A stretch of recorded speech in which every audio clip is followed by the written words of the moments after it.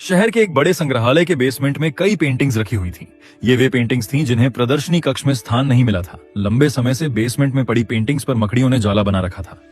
Basement के कोने में पड़ी एक पेंटिंग पर एक मकड़ी ने बड़ी ही मेहनत से बड़े डिधासा जाला बुना हुआ था। वह उसका घर था और वह उसके लिए दुनिया की सबसे प्यारी चीज थी। वह उसका विशेष रूप से ख्याल रखा करती थी। एक दिन संग्रहालय की साफ सफाई और रखरखाव कार्य प्रारंभ हुआ। इस प्रक्रिया में बेसमेंट में रखी कुछ चुनिंदा पेंटिंग्स को म्यूजियम के प्रदर्शनी कक्ष में रखा जाने लगा। यह देख संग्रहालय के बेसमेंट में रहने वाली कई मकड़ियां अपना जाला छोड़ अन्यत्र चली गईं। लेकिन कोने की पेंटिंग की मकड़ी ने अपना जाला नहीं छोड़ा। उसने सोचा कि सभी पेंटिंग्स को तो प्रदर्शनी कक्ष में नहीं ले जाया जाएगा, हो सकता है इस पेंटिंग को भी न ले जाया जाए। कुछ समय बीतने के बाद बेसमेंट से और अधिक पेंटिंग्स उठाई जाने लगी, लेकिन तब भी मकड़ी ने सोचा कि ये मेरे रहने की सबसे अच्छी जगह है, इससे बेहतर जगह मुझे कहां मिल पाएंगी।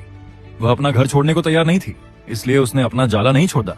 लेकिन एक सुबह संग्रहालय के कर्मचारी उस कोने में रखी पेंटिंग को उठाकर ले जाने लगे।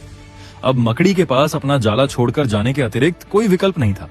जाला न छोड़ने की स्थिति में वह मारी जाती। बुझे मन से उसने इतनी मेहनत से बनाया अपना जाला छोड़ दिया।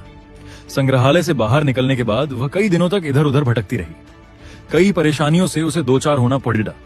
वह बड़ी दुमक ही रहा करती थी कि उसका खूबसूरत घर भगवान ने उससे छीन लिया और उसे इस मुसीबत में ढकेल दिया।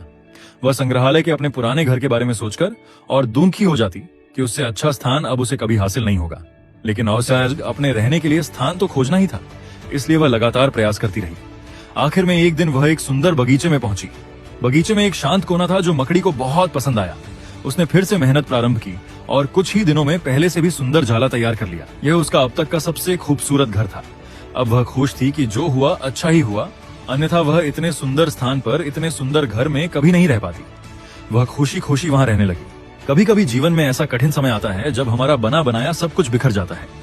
ये हमारा व्यवसाय, नौकरी, घर, परिवार या रिश्ता कुछ भी हो सकता है। ऐसी परिस्थिति में हम अपनी किस्मत को कोसने लगते हैं या भगवान से शिकायतें करने लग जाते हैं। लेकिन वास्तव में कठिन परिस्थितियों हमारे हौसले की परीक्षा है। कमेंट करके जरूर बताना आपको क्या मैसेज मिला और इसे अपने दोस्तों के साथ शेयर जरूर करना।